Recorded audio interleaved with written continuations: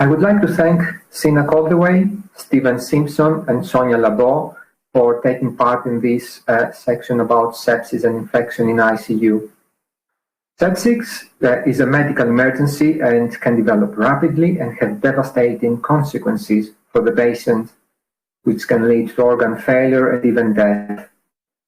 Sepsis is a serious and severe reaction to an infection where the immune system becomes overactive and starts causing damage to the body itself.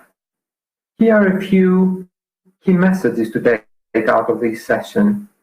To start with, we need to think who is at risk. And at risk are people who are over 75 years old, who are frail, patients who had chemotherapy recently, so this would be what we would call neutropenic sepsis, people who had surgery or invasive procedures in the previous 6 weeks, people with impaired immunity, such as diabetes mellitus, a breach of skin integrity, for example, when a catheter has been inserted or a cannula, people who are dehydrated. Something that we might not consider very often is women who had given recently birth or had a miscarriage or had their pregnancy terminated. And there are people as well who are at high risk who are misusing intravenous drugs. As it has been mentioned in the presentations, ICU patients are particularly susceptible to infection because of their impaired immunity, the invasive medical devices which are used, and not to forget that there are a lot of antibiotics which are used in ICUs, and these are environments with drug-resistant microorganisms. Stephen Simpson presented the signs and symptoms of sepsis, and he used the acronym sepsis, and that is more related in the community.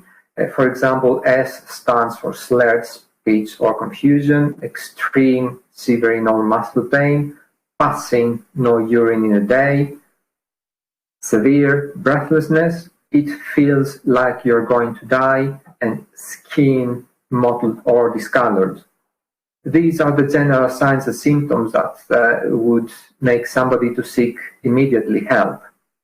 Temperature is one of the common symptoms in sepsis. However, it's not the only indicator of sepsis. There are patients that they are septic but do not always have a high temperature. The National Institute for Health and Care Excellence in the UK has developed quality standards in terms of the assessment, treatment, and management of sepsis. Within these quality standards, they are talking about 3 levels of risk criteria.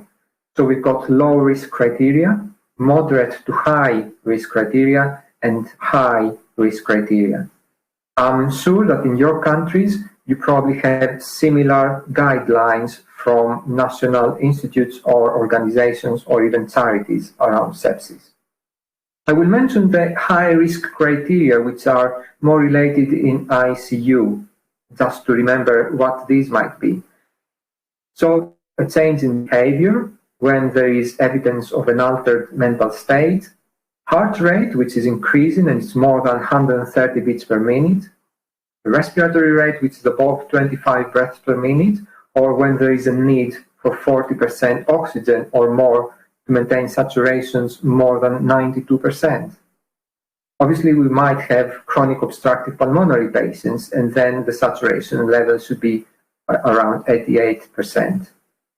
When systolic blood pressure is 90 millimeters of mercury or less, or when it is a different blood pressure, for example, more than 40 millimeters of mercury below normal. Another situation where sepsis is a high risk is when the patient has not passed urine in the previous 18 hours, or for catheterized patients when they pass less than 0.5 milliliters per kilogram of urine per hour.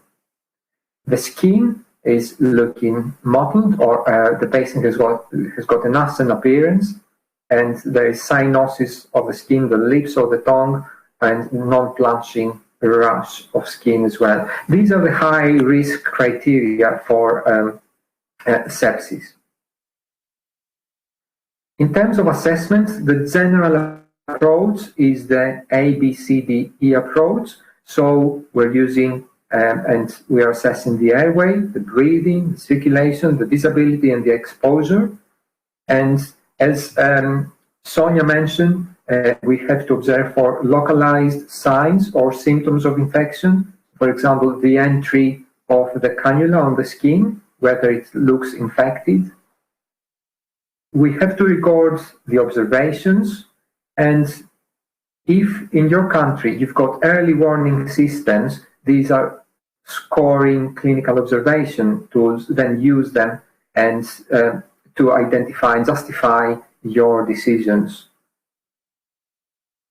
In terms of management, the first hour of sepsis is critical. Every hour that passes increases the risk of dying. There are 6 actions which are taken when sepsis is diagnosed, and these are generally oxygen to keep saturations above 94%, or as I mentioned earlier on, if we're talking about chronic obstructive pulmonary disease patients, then that should be between 88 to 92%. Blood cultures are taken.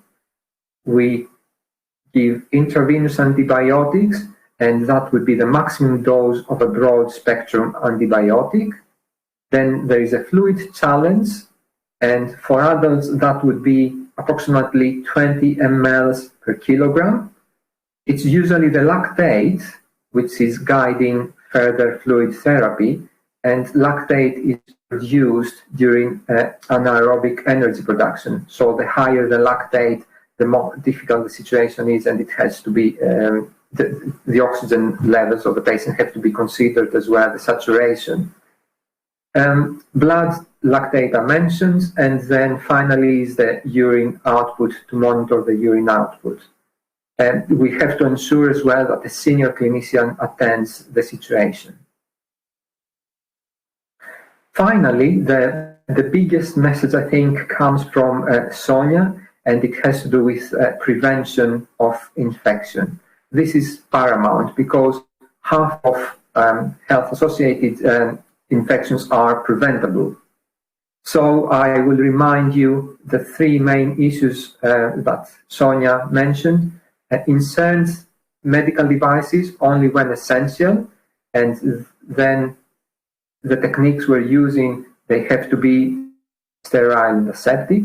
We have to maintain carefully and avoid all unnecessary and unessential manipulations of these devices, and they have to be removed as soon as no longer essential. Another message that came up from Sonia's presentation is to speak up. So if you feel that aseptic techniques or sterile techniques are breached, then speak up. Say that something wasn't done right, because you can save someone from developing an infection, and that infection could lead to sepsis, and then further down it could become septic shock, which could put a patient's life in danger. So speak up, and finally make sure that you maintain hand hygiene and wash your hands carefully. Thank you very much for attending this session, and I hope that you have taken quite a lot of messages out to help you when you are looking after patients in ICU.